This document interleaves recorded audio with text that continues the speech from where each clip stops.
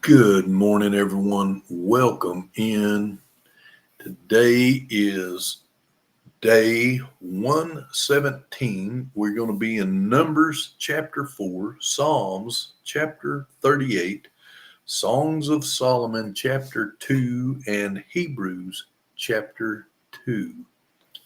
Let's get started. Duties of the sons of Kohath is the heading. We're in Numbers chapter 4. I'm reading from the New King James Version, verse 1.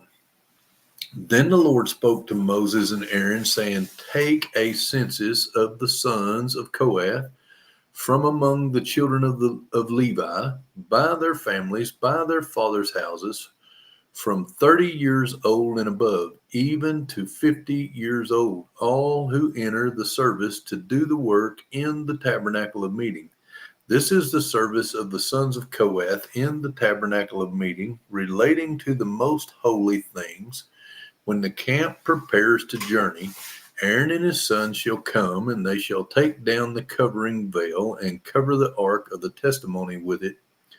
Then they shall put on it a covering of badger skins, and spread over that a cloth entirely of blue, and they shall insert its poles. On the table of showbread they shall spread a blue cloth, and put on it the dishes, the pans, the bowls, and the pitchers for pouring, and the showbread shall be on it. They shall spread over them a scarlet cloth and cover the same with a covering of badger skins, and then shall insert its poles, and they shall take a blue cloth and cover the lampstand of the light with its lamps, the wick trimmers, its trays, and all its oil vessels with which they service it. Then they shall put it with all the utensils in a covering of badger skin, and put it on the carrying beam. Over the golden altar they shall spread a blue cloth, and cover it with a covering of badger skins, and they shall insert its poles. Then they shall take all the utensils of the service with which they minister in the sanctuary, and put them in a blue cloth, cover them with a covering of badger skins, and put them on a carrying beam. Also they shall take away the ashes from the altar, and spread a purple cloth over it. They shall put on it all its implements with which they minister there, the fire pans, the forks, the shovels, the basins, and all the utensils of the altar. And they shall spread on it a covering of badger skins, and insert its poles. And when Aaron and his sons have finished covering the sanctuary and all the furnishings of the sanctuary, when the camp is set to go, then the sons of Kohath shall come to carry them, but they shall not touch any holy thing, lest they die. These are the things in the tabernacle of meeting which the sons of Kohath are to carry.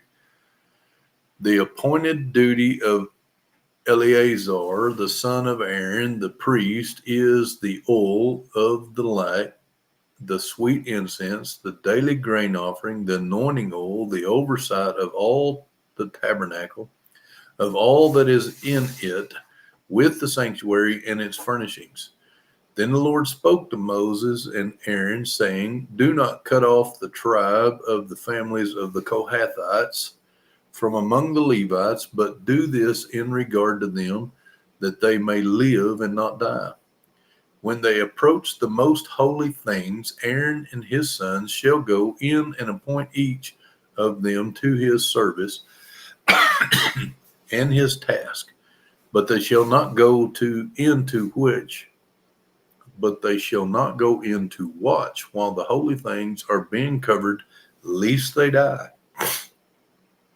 Duties of the sons of Gershon. Then the Lord spoke to Moses, saying, Also take a census of the sons of Gershon by their fathers' houses, by their families, from 30 years old and above, even to 50 years old. You shall number them, all who enter to perform the service, to do the work in the tabernacle of meeting. This is the service of the families of the Gershonites in the serving and carrying. They shall carry the curtains of the tabernacle and the tabernacle of meeting with its coverings, the covering of badger skins that is on it, the screen for the door of the tabernacle of meeting, the screen for the door of the gate of the court, the hangings of the court which are around the tabernacle and altar, and their cords, all the furnishings for their service, and all that is made for these things, so shall they serve. Aaron and his sons shall assign all the service of the sons of the Gershonites, all their task and their service, and you shall appoint to them all their task as their duty. This is the service of the family of the sons of Gershon in the tabernacle of meeting, and their duties shall be under the authority of Ithamar, the son of Aaron, the priest. Duties of the sons of Merari. Verse 29. I need a little sip of coffee, y'all. Sorry about the sinuses and the coughing. Please excuse me. It is very much allergy season for me. Verse 29. As for the sons of Merari, you shall number them by their families and by their father's house, from 30 years old and above, even to 50 years old. You shall number them, everyone who enters the service to do the work of the tabernacle of meeting. And this is what they must carry as their service for the tabernacle of meeting: the boards of the tabernacle, its bars, its pillars, its sockets, and the pillars around the court with their sockets, pegs, and cords, with all their furnishings and all their service. And you shall assign to each man by name the items he must carry.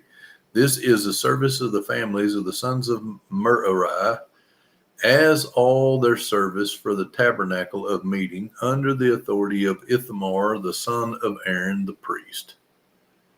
Census of the Levites is the heading, verse 34.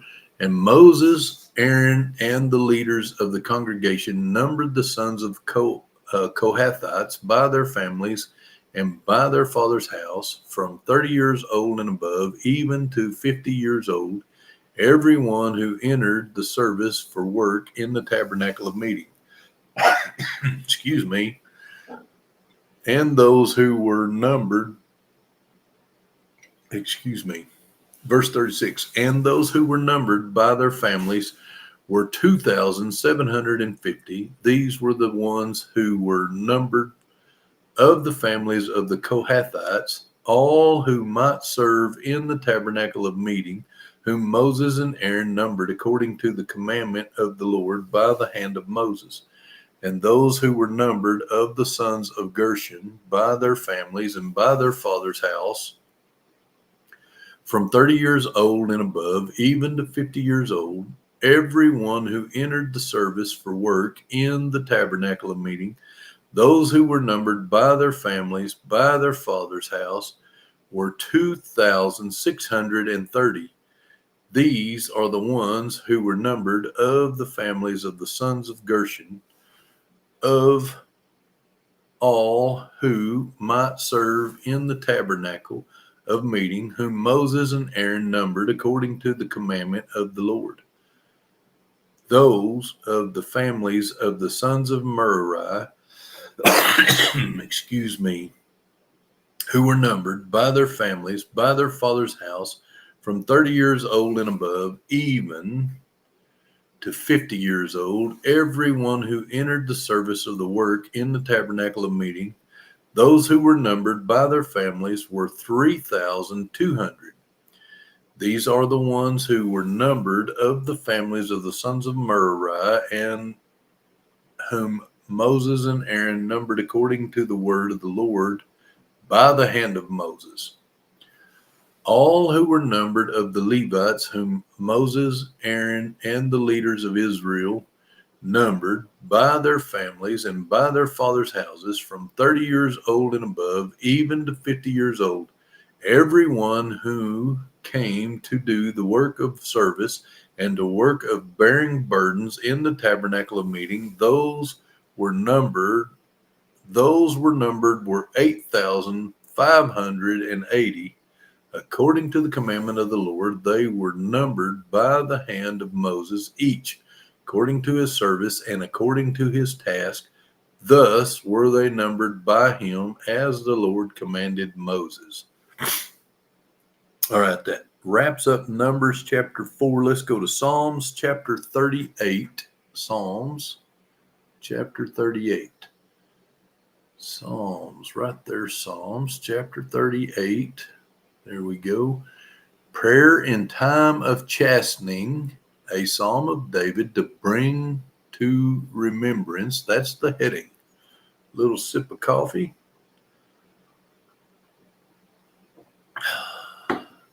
O Lord, do not rebuke me in your wrath, nor chasten me in your hot displeasure. For your arrows pierce me deeply, and your hand presses me down. There is no soundness in my flesh because of your anger, nor any health in my bones because of my sin. For my iniquities have gone over my head like a heavy burden. They are too heavy for me. My wounds are foul and festering. Because of the foolishness, I am troubled. I am bowed down greatly. I go mourning all the day long, for my loins are full of inflammation, and there is no soundness in my flesh. I am feeble and severely broken. I groan because of the turmoil of my heart. Lord, all my desire is before you, and my sighing is not hidden from you. My heart pants, my strength fails me. As for the light of my eyes, it also has gone from me. My loved ones and my friends stand aloof from my plague, and my relatives stand afar off. Those also who seek my life lay snares for me. Those who seek my hurt speak of destruction and plan deception all the day long. But I, like a deaf man, do not hear, and I am like a mute who does not open his mouth. Thus I am like a man who does not hear, and in whose mouth is no response. For in you, O Lord, I hope. You will hear, O Lord my God. For I said, hear me, lest they rejoice over me, lest when my foot slips, they exalt themselves against me. For I am ready to fall, and my sorrow is continually before me. For I will declare my iniquity, I will be in anguish over my sin, but my enemies are vigorous, and they are strong.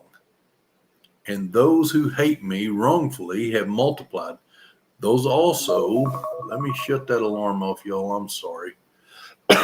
Verse 20, those also who render evil for good, they are my adversaries, because I follow what is good. Do not forsake me, O Lord, O my God. Be not far from me. Make haste to help me, O Lord, my salvation.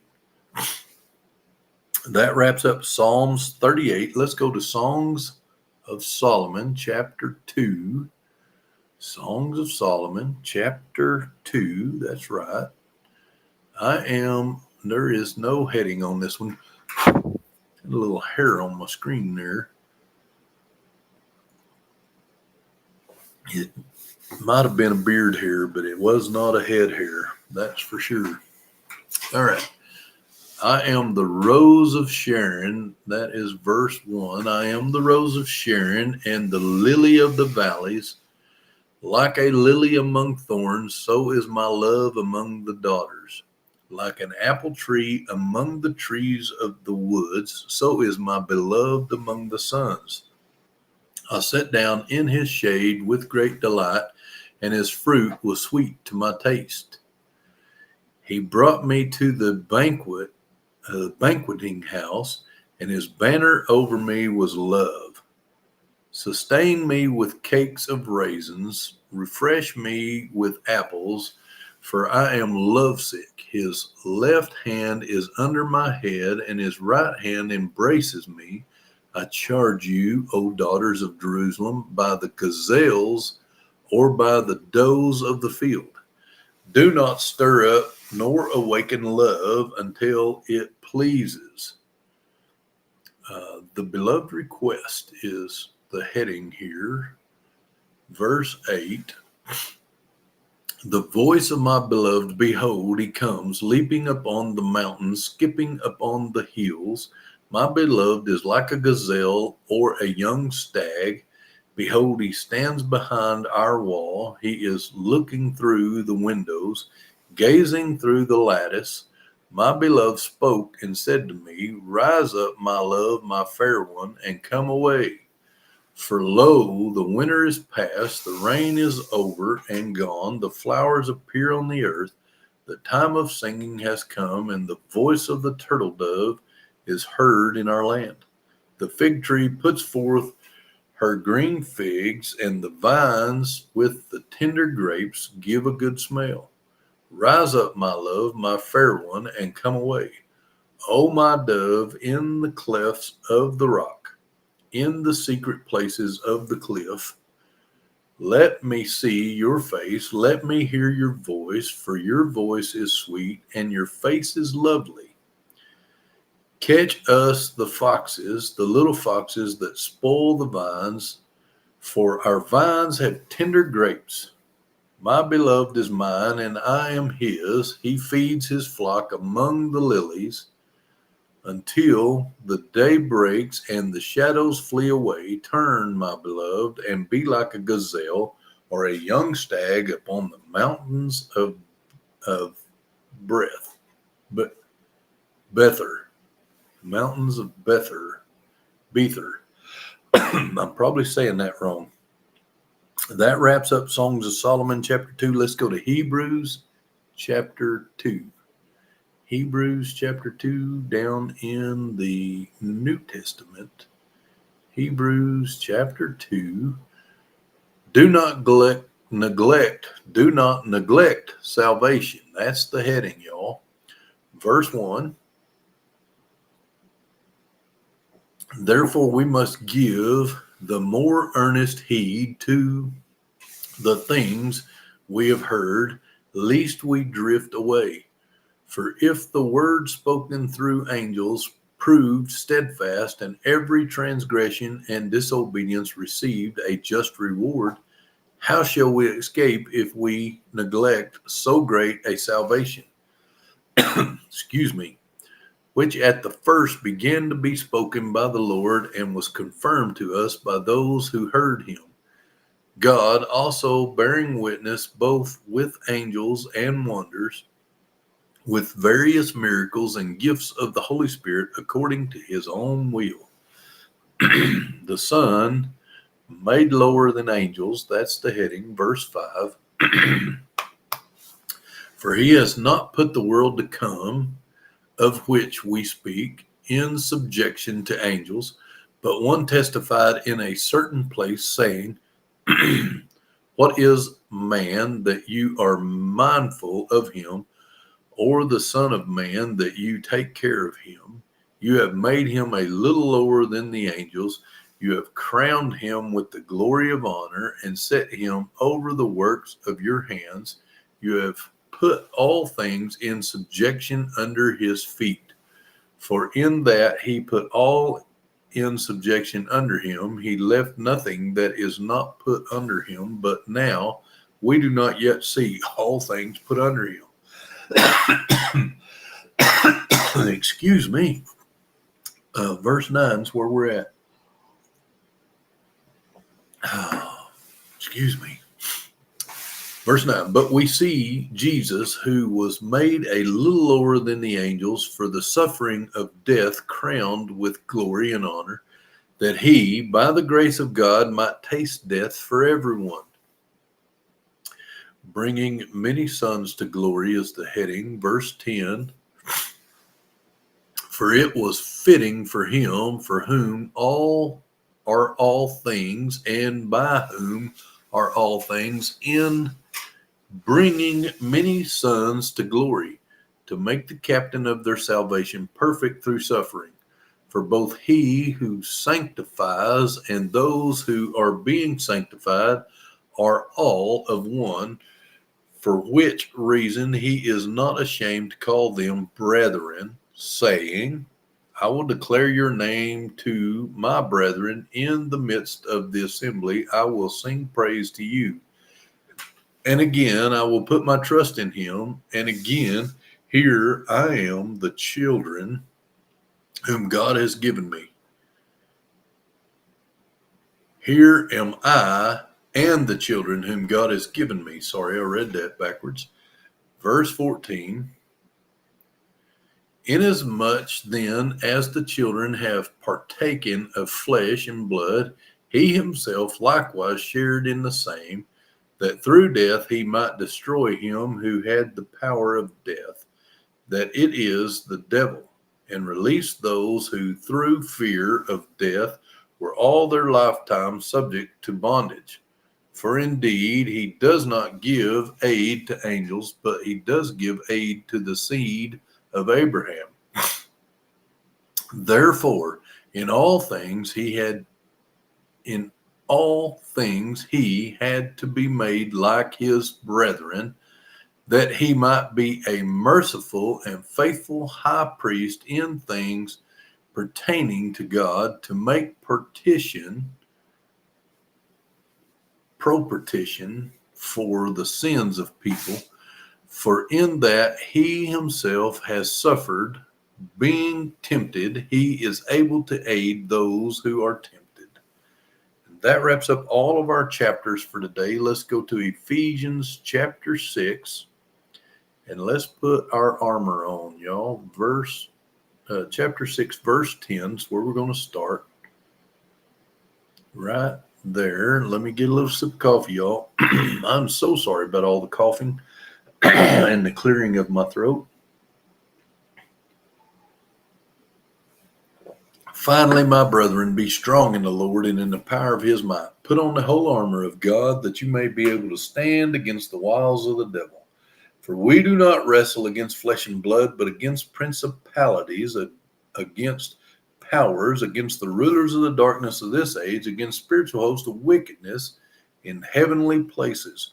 Therefore, take up the whole armor of God, that you may be able to withstand in the evil day, and having done all to stand, stand therefore, having girded your waist with truth, having put on the breastplate of righteousness, and having shod your feet with the preparation of the gospel of peace. Above all, taking the shield of faith, with which you will be able to quench all the fiery darts of the wicked one, and take the helmet of salvation and the sword of the Spirit, which is the word of God, praying always with all prayer and supplication in the Spirit, being watchful to this end with all perseverance and supplication for all the saints, and for me, that utterance may be given to me, that I may open my mouth boldly to make known the mysteries of the gospel, for which I am an ambassador in chains, that in it I may speak boldly as I ought to speak. Thank you guys for joining me. I look forward to being live again tomorrow morning. I challenge each of you guys to go be a blessing for someone else today. God bless y'all. Oh, let's go. Tomorrow we will be in Numbers chapter 5, Psalms chapter 39, Songs of Solomon chapter 3, and Hebrews chapter 3. God bless y'all, and I'll see you again tomorrow.